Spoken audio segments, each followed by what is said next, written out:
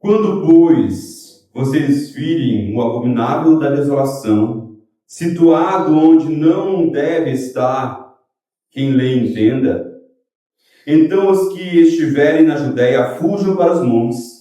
Quem estiver no terraço não desça nem entre para tirar de casa alguma coisa. E quem estiver no campo não volte atrás para buscar a sua capa. Ai das que estiverem grávidas, das que amamentarem naqueles dias.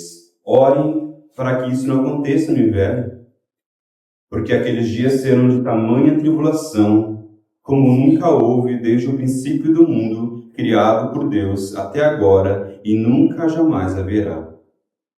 Se o Senhor não tivesse abreviado aqueles dias, ninguém seria salvo. Mas por causa dos eleitos que ele escolheu, Deus abreviou tais dias. Então, se alguém disser a vocês, olhem, aqui está o Cristo, ou olhem, ali está ele, não acreditem. Porque surgirão falsos cristos e falsos profetas, operando sinais e prodígios para enganar, se possível, os eleitos. Estejam de sobreaviso. Tudo isso tenho predito a vocês. Vamos orar. Deus, nós te pedimos, Senhor, fala aos nossos corações através da sua palavra, Deus, que nós possamos entender, compreender e pôr em prática, Senhor, tudo aquilo que o Senhor nos instrui na sua palavra, que é viva e eficaz, que nos transforma e nos molda a imagem do nosso Senhor Jesus Cristo. Senhor, fale, Senhor, apesar da minha vida, fale através da minha vida, Pai. Que possamos sair daqui transformados pela sua palavra em nosso meio. É em Cristo Jesus que oramos. Amém. Imagine vocês despertarem uma manhã comum e de repente perceber que tudo ao seu redor se transformou numa sucessão de eventos ameaçadores. Imagine que você começa a ouvir guerras, conflitos, até mesmo aqui no Brasil. Em diversas partes do mundo, isso está acontecendo. Estruturas começam a desabar por todos os lados. Instituições começam a ruir. A economia entra em colapso. De uma hora para outra, a vida que nós conhecemos é virada de cabeça para baixo. Imagine isso acontecendo. Não parece que isso está tão distante de nós, não é mesmo? Com tudo aquilo que nós estamos ouvindo no nosso dia a dia. O que nós sentimos em meio a relatos diários de tragédias, de tensões crescentes, é uma sombra daquela insegurança que aflige tanto indivíduos como as sociedades. É justamente nesse cenário que o texto de Marcos 13, 14, 23 nos faz um convite urgente. Compreender que em certos momentos o caos pode vir a formar uma inesperada e avassaladora, mas há um propósito maior por trás de cada acontecimento disso. Na mensagem de Jesus, ele anuncia ali crises terríveis, e adverte os seus discípulos sobre os tempos de tribulação, de perseguições, de enganos, até falsos messias surgindo para tentar enganar aqueles que estão aflitos. As palavras elas são fortes e até mesmo assustadoras para nós. Como se o chão todo pudesse estar desabando nos nossos pés. É natural nos perguntarmos onde fica a esperança quando o caos parece sufocar tudo. Onde está a esperança? Onde está a nossa esperança? Onde está a esperança quando a gente vê tantas coisas ruins acontecendo? Onde está a esperança quando a gente começar a ver todas essas coisas? E nessa reflexão nós vamos nos aprofundar um pouco mais nesse texto. Nesse texto que é tão difícil muitas vezes de nós entendermos. Nesse discurso de Jesus. E perceber que apesar de toda essa cena tenebrosa que ele nos mostra algo maior que o caos. Algo maior que o caos. Vamos ler passo a passo essa mensagem, esse trecho. E ele começa no versículo 14. Ora, quando virdes o abominável da desolação posto onde não deveria estar. Meus irmãos, antes, o capítulo 13 do Evangelho de Marcos, ele é todo estruturado como uma conversa entre Jesus e os 4 discípulos que encontra ele depois de sair do templo. Lembra? Semana atrasada nós falamos sobre isso. Pedro, Tiago, João e André, eles estavam no Monte das Oliveiras, eles tinham saído do templo, eles falaram: nossa, Senhor, que pedras, que templo, que construções. E o Senhor falou que não ficaria pedra sobre pedra. E eles entenderam que Jesus estava falando também do fim dos tempos. Então Jesus, ele discorre ali sobre os eventos, em parte, que se concretizaram historicamente na destruição de Jerusalém, no ano de 70 depois de Cristo, mas também apontavam para dimensões finais, escatológicas dos fins dos tempos, quando ele voltar novamente, agora em glória. Esse é o contexto dessa passagem que nós lemos. Então ele começa a dizer: ora, versículo 14, quando virdes o abominável da desolação posto onde não devia estar. Em Marcos, a linguagem, quando virdes o abominável da desolação, ecoa Daniel, o profeta Daniel 9, Daniel 11, Daniel 12, onde ele vai falar essas palavras. O abominável da desolação, em que um governante ímpio realizaria sacrilégios que poluiriam o santo lugar, aqui, o templo do Senhor.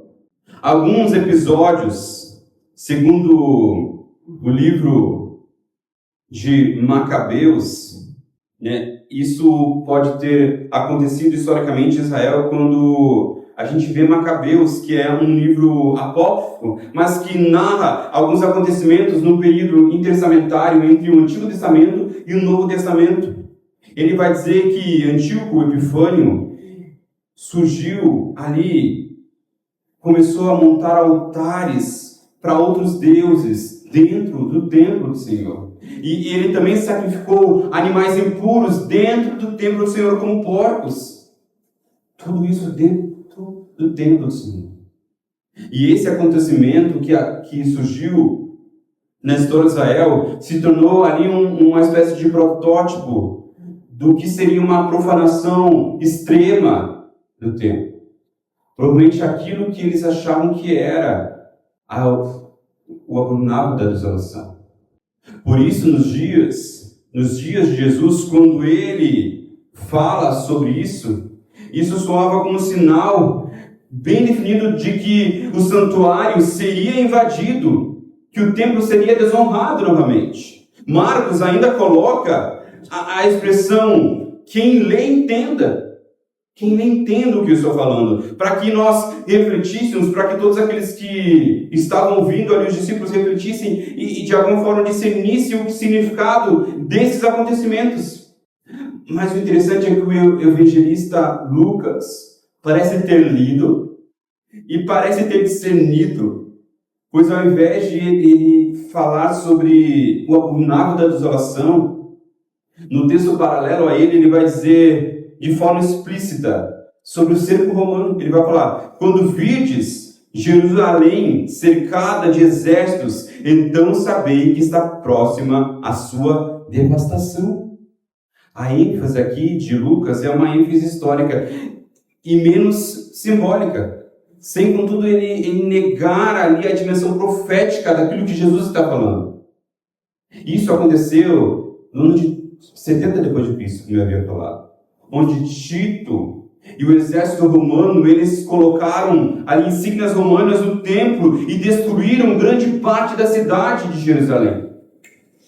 Muitos veem nesse momento o cumprimento principal das palavras de Jesus, pois de fato foi uma calamidade terrível que aconteceu com o povo judeu.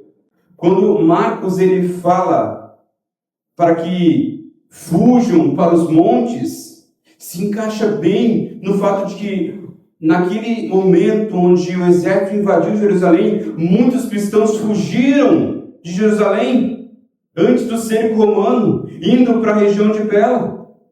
Então houve essa profecia se cumprindo aqui também. Fujam para os montes. Muitos cristãos fugiram antes de a cidade ser destruída. Mas além destes pontos históricos, que são concretos, é comum que a nossa tradição analise essas profecias bíblicas como tendo um cumprimento imediato, que aconteceu ali, 70 depois de Cristo, mas também parcial, o cumprimento maior e final que aconteceria. O desastre que se abateu sobre Jerusalém, ele se tornou de alguma forma um protótipo do juízo divino que pode cair sobre toda a cultura que rejeitaram o senhorio de Cristo. É como se fosse uma prefiguração do juízo final, no qual a abominação pode surgir de modos variados em qualquer época que se oponha ao reino de Deus. O efeito prático aqui é igual nos dois pontos. Tanto quando nós pensamos no ponto histórico, quanto nós pensamos naquilo que está por vir. É prevenir a igreja e os fiéis para que escapem do desastre, cumprindo assim o papel pastoral de Jesus, de proteger os seus seguidores. Aconteceu lá e ele está nos despertando aqui novamente. Então ele vai falar: então os que estiverem na Judéia fujam para os montes. Quem estiver no terraço não desça, nem entre para tirar de casa alguma coisa. E quem estiver no campo não volte atrás para buscar a sua capa. Nos versículos 14 a 16.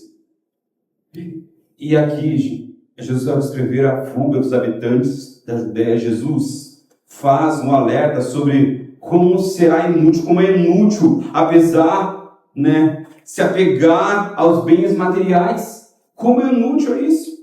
Em tempos de grande provação, não se vale de nada os nossos bens materiais. Mas para além desse contexto literal de fuga, há um forte princípio espiritual aqui também para nós hoje. Diante da abominável da desolação, nada adianta para nós depositar a nossa confiança em posses, em bens materiais, em nosso status ou em qualquer outro apoio que a gente possa pensar. Não adianta nada, meus irmãos, nós depositarmos a nossa esperança em coisas deste mundo. Precisamos nos perguntar onde está baseada a nossa segurança. Onde está?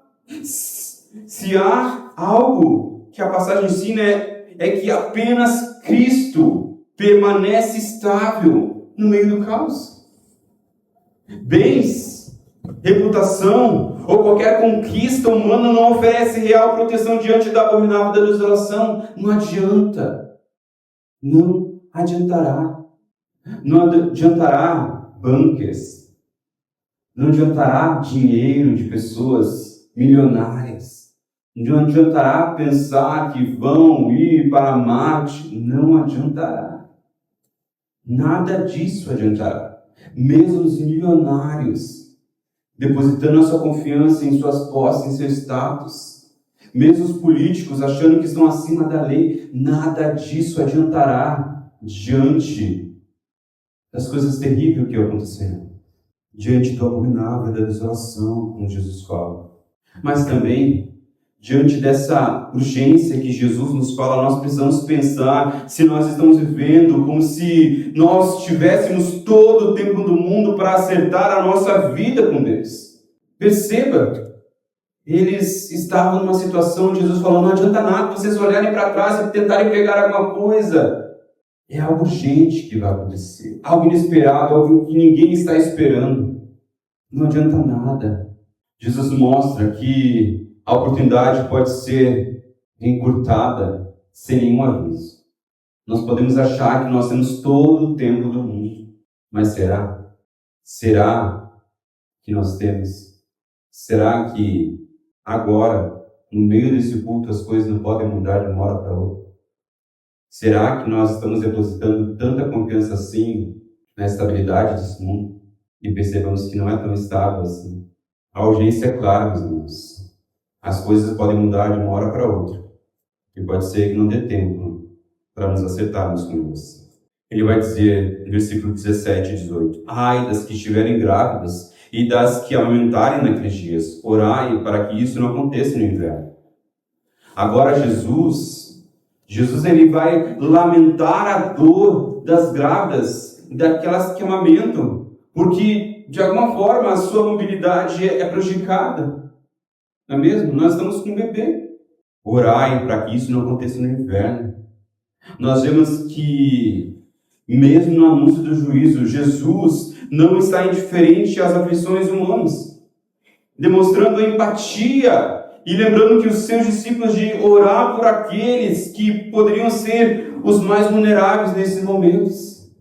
E em meio a essas situações de calamidade que nós podemos enfrentar a qualquer momento, e nós estamos enfrentando em tantos lugares deste mundo onde nós vemos a natureza se revoltando, que nós possamos não ceder ao individualismo, não ceder a olhar somente para nós e para aquilo que eu posso me ajudar. Se Jesus, que é o Rei Todo-Poderoso, demonstrou ali preocupação com as gestantes ou aqueles que estão mais vulneráveis, quanto mais nós devemos cuidar uns dos outros, mesmo que estejamos passando por tribulações, meus irmãos. A compaixão é um sinal de que nós vivemos no reino de Deus, que nós não somos esse mundo. Se nós não demonstrarmos ali amor e afeto para aqueles que estão passando por situações difíceis, como nós podemos dizer que nós fazemos parte do reino de Deus? Verso 19. Porque aqueles dias serão de tamanha tribulação, como nunca houve desde que Deus criou o mundo até agora, e nunca jamais haverá. O grau de sofrimento é descrito como extremo. A tribulação seria incomparável. Embora Jesus use ali uma hipérbole, retórica para falar sobre aquilo que aconteceria, uma linguagem que esboça um exagero, ele serve também para comunicar que a intensidade dessas coisas que estavam por vir seria gravíssima. Historicamente, sabe-se que no cerco de Jerusalém, que aconteceu, foram dias terríveis. O historiador judeu Flávio Joséfo, ele registrou nesse tempo fome, canibalismo, mortes brutais. Foi algo terrível que aconteceu naquele tempo. A região ela foi totalmente devastada. E nesse sentido, este verso ele sublinha ali a dor incomum daquele período que Jesus estava prevendo. Mas também ele acena de uma forma tipológica sobre os juízos futuros, em uma escala muito maior. Se aquilo tudo aconteceu no cerco de Jerusalém, o que está por vir? Então, ele vai dizer, no versículo 20, se o Senhor não tivesse abreviado naqueles dias, ninguém seria salvo. Mas por causa dos eleitos que ele escolheu, Deus abreviou tais dias. Um outro ponto é esse versículo 20 aqui. A teologia reformada, ela percebe neste ponto um ensinamento precioso. A perseverança dos santos. Ainda que as provas sejam intensas, pareçam insuportáveis, Deus intervém guardando os seus filhos, os seus eleitos. É o que o texto diz.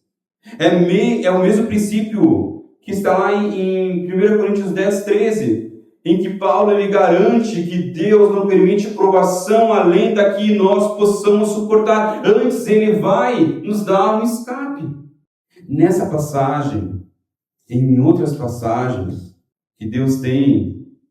mostra que Deus tem no mundo um povo que Ele escolheu. Esses são os que, de acordo com a nossa confissão de fé, se nós olharmos no capítulo 3, no artigo 6, ele vai falar sobre os decretos de Deus. Nós já estudamos isso até na nossa escola bíblica. Ele vai dizer: Deus não apenas designou os eleitos para a glória de acordo com o propósito eterno e espontâneo da sua vontade, mas também pré-ordenou todos os meios pelos quais o seu propósito será efetivado. Por isso, os eleitos, achando-se caídos em Adão, são redimidos em Cristo, chamados eficazmente para a fé nele, pela ação do Espírito Santo e no seu devido tempo, e são justificados, adotados, santificados e guardados pelo poder de Deus mediante a fé para a salvação. Foi o que nós lemos hoje em Efésios. Exclusivamente a esses, pertencem os grandes privilégios da justificação, da santificação e da glória final. Eles, e somente eles, são chamados pelo Espírito no tempo oportuno. Exclusivamente esses, obedecem o chamado de Deus. São feitos filhos de Deus por adoção. São criados segundo a imagem do Filho unigênito de Deus, Jesus Cristo. Andam piedosamente nas boas obras e, finalmente, por misericórdia divina, atingem a felicidade eterna. A eles pertencem as preciosas promessas do Evangelho. São os eleitos. Eles são a noiva, a esposa do Cordeiro. Eles compõem a Santa Igreja Universal, que é o corpo de Cristo. Eles são os que Deus cuida de modo tão especial neste mundo. Reis, príncipes, nobres, ricos, são como nada aos olhos de Deus em comparação com os eleitos do Senhor. Deus não olha com olhos brilhantes para reis, para príncipes, para aqueles que têm todo o dinheiro do mundo. São para os seus eleitos que Ele olha com um olhar especial, mesmo aquele mais humilde que não tem nada para oferecer de volta a Ele. Essas verdades são claramente reveladas nas Escrituras. O orgulho do homem, nosso orgulho talvez, não aprecie essas verdades. É difícil de engolir muitas vezes. Porém, elas não podem ser negadas pela palavra. Nós podemos não concordar muitas vezes. Podemos ficar indignados muitas vezes. Mas não podemos negar que elas estão na palavra do Senhor. Inclusivamente no texto que nós lemos, que por causa dos seus eleitos, Deus abreviou os tempos, abreviou esse tempo de tribulação. A doutrina da eleição é uma dessas verdades profundas que ao mesmo tempo podem produzir muita confusão quando elas são mal interpretadas. Já se faz muito abuso dela ao longo da história, já se fez. Mas nada disso apaga a beleza bíblica que ela nos mostra. Se nós tratarmos com cuidado adequado, nós descobriremos que ela traz um consolo firme e suave para a nossa fé.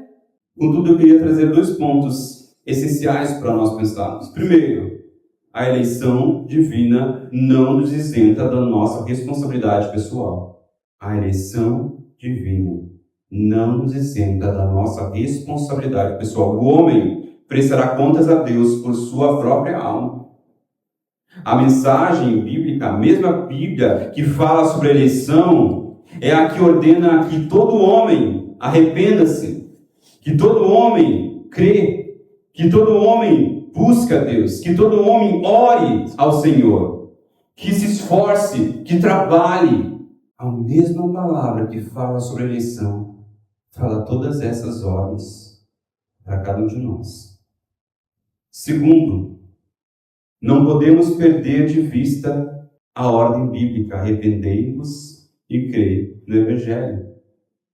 Não temos o mínimo direito de extrair conforto e consolo da doutrina da eleição, a menos que nós possamos demonstrar evidências claras de arrependimento e fé em Jesus.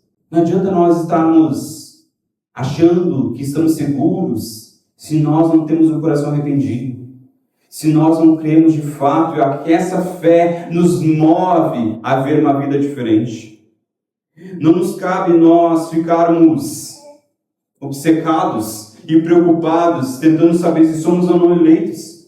O nosso dever é romper com o pecado, abraçar a fé em Cristo Jesus, o nosso Deus vivo, e entregar a nossa vida a Ele. A partir dessa entrega sincera, nós podemos experimentar alegria e dizer: sou dele e ele é meu. É nesse caminho de obediência, a própria paz do Espírito testifica ao nosso coração que nós somos de fato amados e escolhidos por Deus. Mas se as nossas vidas, se a nossa vida não demonstra a fé que nós dizemos que temos, nós precisamos repensar se estamos de fato seguros diante do abominável da desolação. Mas a passagem é interessantíssima. Ela nos mostra que, ainda que os eleitos sejam objeto de cuidado especial de Deus, isso não significa que eles sejam automaticamente poupados de toda a tribulação que acontecerá. Perceba isso. Pelo contrário, Jesus avisa que eles também passarão por aflições e por tempos de dura provação. Pense nisso. O texto ressalta que Deus coloca limites a catástrofes por causa dos seus eleitos. Se o Senhor não tivesse abreviado aqueles dias, ninguém seria salvo. Mas por causa dos eleitos que Ele escolheu, abreviou tais dias. Glória a Deus nos fala. É como se a mão do Pai segurasse o mal, que não permitindo que ele fosse definitivo e total sobre o seu povo. É como se Deus estivesse ali segurando o mal no mundo, não deixando que o mal se espalhe da forma com que ele quer espalhar. A igreja, ela sofre, meus irmãos, mas não é destruída. Ela enfrenta perseguições, mas ela não é abandonada. Ela experimenta a dor, mas ela encontra em Cristo a promessa de vitória final. O Senhor está cuidando de nós. Mas isso não quer dizer que nós vamos viver nesse mundo sem sofrimento. É muito diferente do que aquelas igrejas que nós vemos por aí pregam mesmo. Muitas vezes, no sentido mais profundo, Deus salva no meio do fogo e não fora dele. A história do Antigo Testamento, como a experiência de Daniel na cova dos leões, dos amigos de Daniel na fornalha ardente, também aponta para essa realidade. Eles foram protegidos e resgatados por Deus, mas passaram pelo perigo concretamente. Eles entraram na fornalha. Eles entraram na cova dos leões. A proteção divina não é sinônimo de ausência completa da tribulação. Não é isso. Mas sim da garantia de que nós seremos preservados, de cuidado de Deus. E de propósito até mesmo no sofrimento que passamos. Para a nossa vida prática, isso nos recorda de que a crise não é um sinal de abandono. Não é um sinal de abandono. O sofrimento do justo não significa que ele foi esquecido e rejeitado por Deus. Você pode estar sofrendo, passando por situações difíceis, por crises financeiras, por crises familiares, por crises emocionais, psicológicas. Isso não quer dizer que você foi abandonado por Deus. Pode ser a expressão de uma realidade mais ampla, em que até mesmo o povo amado de Deus enfrenta as consequências de viver no mundo corrompido que nós estamos. Nós vivemos onde jaz o maligno. Basta nós sairmos aqui para fora. Não é mesmo? Isso também nos recorda que o auxílio divino pode vir de uma forma inesperada. Há consolo em saber que o Senhor governa a história e abrevia determinados períodos da tribulação. Há consolo nisso. Ainda que não sejamos poupados de entrar em lutas, nós podemos descansar no fato de que Deus coloca limites, não permitindo que sejamos consumidos sem solução. Deus nos guarda, mesmo em meio ao caos que nós vivemos. Também nos recorda, meus irmãos, que o sofrimento aprimora a nossa esperança. Quando entendemos que a fé bíblica não é a promessa de uma vida terrena à parte de qualquer dor, mas o poder de Deus presente em meio a ela, nós somos refinados, como o texto de Efésios nos fala. Nós amadurecemos espiritualmente e nos tornamos testemunhas mais sólidas da esperança que não fracassa mesmo em meio às dificuldades, mesmo em meio ao caos, mesmo em meio às tempestades da vida, mesmo em meio a uma doença, mesmo em meio a uma crise financeira. Quando nós testemunhamos que nós ainda estamos seguros, que nós ainda confiamos em Deus, mesmo em meio dessas tantas coisas que nós enfrentamos, quão poderoso é o nosso testemunho. Assim como aquelas pessoas no tempo das perseguições do primeiro século, onde eram amarradas peles de animais e eram colocadas em arenas públicas para que eles tivessem ali um entretenimento. Era um entretenimento para eles a morte de cristãos. Mesmo eles não negando, aquele testemunho daquelas pessoas que não negavam a Cristo fazia com que a esperança e ali a perseguição fizesse com que mais pessoas crescem em Jesus. Pasmem. Mas era como se eles estivessem falando, como pode pessoas se entregarem à morte por algo que não existe? Isso pode ser uma realidade. E aquilo começava a trazer uma dúvida na cabeça das pessoas que estavam ali. E esse testemunho, mesmo diante da morte, fez com que a igreja crescesse cada vez mais. O nosso sofrimento, as nossas perseguições são um grande testemunho para aquelas pessoas que nos ouvem. Em outras palavras, irmãos, Deus não promete estradas sem tempestades, mas promete estar conosco no barco e nos conduzir até o nosso destino final. Mesmo que as ondas pareçam enormes, os eleitos, portanto, não recebem carta branca para uma vida livre de problemas. Não, mas tem o privilégio e a certeza de que, no fim, a graça de Deus sempre será suficiente para sustentar-nos e levar-nos a uma fé salvadora, definitiva, onde um dia nós encontraremos o nosso autor da salvação. Então, versículo 6, nos versículos 21 e 22, ele fala assim: então, se alguém disser a vocês, olhem, aqui está o Cristo, ou olhem, ali está Ele, não acreditem, porque surgirão falsos cristos e falsos profetas, operando sinais e prodígios para enganar, se possível, os próprios eleitos. Depois de Jesus mencionar a destruição e a fuga, Jesus alerta sobre o segundo perigo, o engano, sermos enganados. Até mesmo os próprios eleitos, ele fala. Na confusão e no desespero, muitos aparecem oferecendo soluções miraculosas, reivindicando serem o Messias ou profetas especiais. E esses falsos cristos, falsos profetas, fariam sinais e prodígios, tão convincentes que até os eleitos poderiam ficar tentados a crer, se não fosse o cuidado de Deus sobre as suas vidas. Na teologia reformada, meus irmãos, somos advertidos a não medir a veracidade de um ministério apenas pelo sobrenatural. Satanás e agentes do mal podem imitar certas maravilhas para confundir. O crivo essencial é que a fidelidade à doutrina de Deus, a coerência com o Evangelho, esse é o crivo. Se o ministério é verdadeiro ou não. Se ele está baseado na doutrina de Cristo e no Evangelho, não em sinais e maravilhas.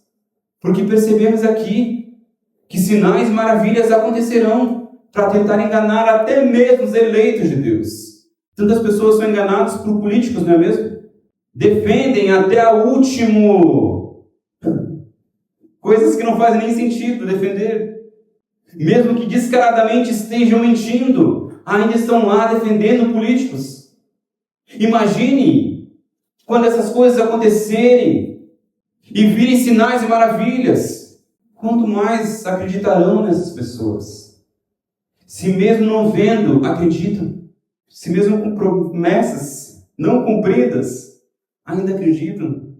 No meio de perseguições, no meio de tragédias, as pessoas se tornam mais suscetíveis a mensagens que prometem escapismos imediatos, que prometem caminhos fáceis, que prometem salvação, até mesmo fora de Cristo.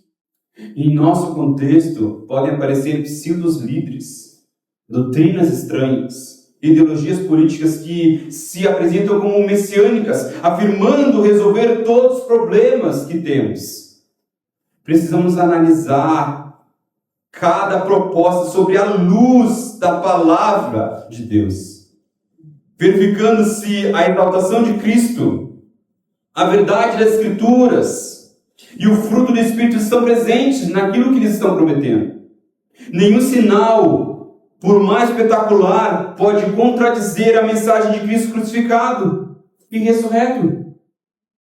Esse é o discernimento que preserva a igreja de ser arrastada, conforme Efésios fala, por qualquer vento de doutrina. A palavra de Deus é o nosso crivo para nós identificarmos se aquilo é verdade ou não. Por isso é tão importante nós estarmos firmados na palavra de Deus. E o último versículo, ele fala: está em vós de sobreaviso, tudo vos tenho predito. Então, até aqui, nós vimos que há um evento catastrófico anunciado, acompanhado de sofrimentos extremos, mas também há direção clara, como proceder para sobreviver e não cair no engano. Jesus nos chama à vigilância e à prontidão. Está em vós de sobreaviso. Estou avisando vocês antes de acontecerem. É o que Jesus está dizendo. Antes de acontecerem essas coisas, eu estou falando para vocês, estou avisando vocês, estou alertando vocês.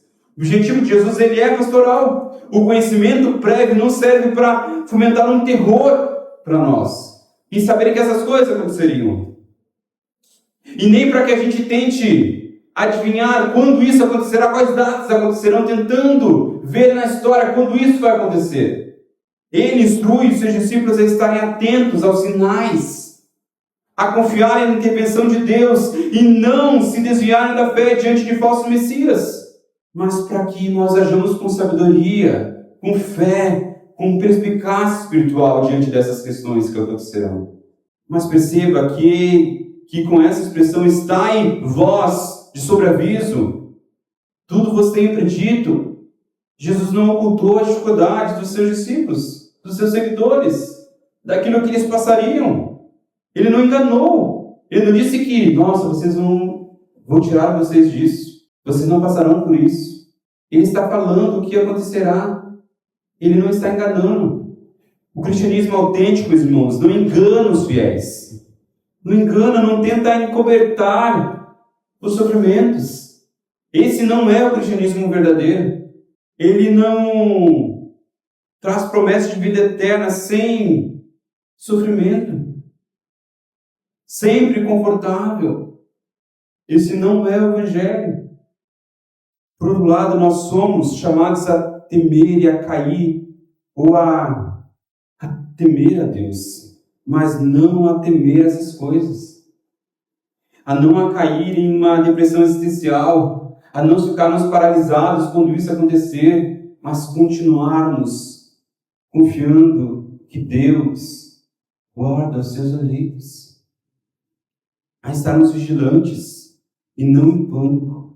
Concluindo, meus irmãos, quando nós olhamos para o futuro através dos olhos de Marcos 13, nós percebemos que o Senhor jamais prometeu ausência de lutas, mas sim a presença poderosa de sua graça em meio a elas. A dor, por mais real e profunda, não é o ponto final de nossa história. Todos os conflitos, injustiças, sofrimentos que hoje nos cercam têm um prazo de validade diante do Deus soberano que não perdeu o controle sobre essas coisas. Ainda que a tribulação pareça intransponível, insuportável, ela se curva diante do plano maior e perfeito de Deus, o cumprimento da vitória em Cristo Jesus. O sofrimento não é o final. Cristo, o verdadeiro Rei, virá em glória para consumar o seu reino de paz. Aquilo que hoje parece irreversível será subjugado sob os seus pés, e todo o olho verá que Ele é o Senhor, a palavra de Deus nos fala.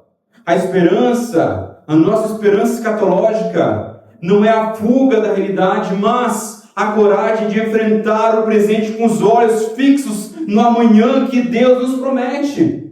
É nessa perspectiva que nasce a verdadeira esperança em meio ao caos. Cristo virá e com Ele cada ferida será curada, cada lágrima será enxugada e todo mal será desfeito. Não se trata de puro escapismo, meus irmãos, ou um discurso ingênuo, mas da firme convicção de que no ápice das dores o Rei do Universo age e intervém. O nosso chamado não é para a passividade, mas para a perseverança ativa, nutrida pela certeza de que no final da história, a história está cuidadosamente selada nas mãos de Deus. Nada foge do controle de Deus. E em tempos de caos, meus irmãos, permanecemos firmes, não na nossa força, mas pela comunhão diária de Sua palavra, pela solidariedade que nos une como irmãos em uma fé, única fé, e pela humildade de reconhecer que nós dependemos do amor de Deus, do cuidado de Deus. Assim, mesmo em meio a tempestades, nós podemos proclamar: Cristo reina e o futuro pertence a Ele.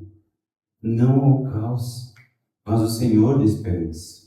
Que essa verdade, meus irmãos, possa inflamar o nosso coração com coragem e nos faça viver hoje e sempre, transbordantes da esperança que só um Senhor ressurreto pode nos dar. Vamos orar.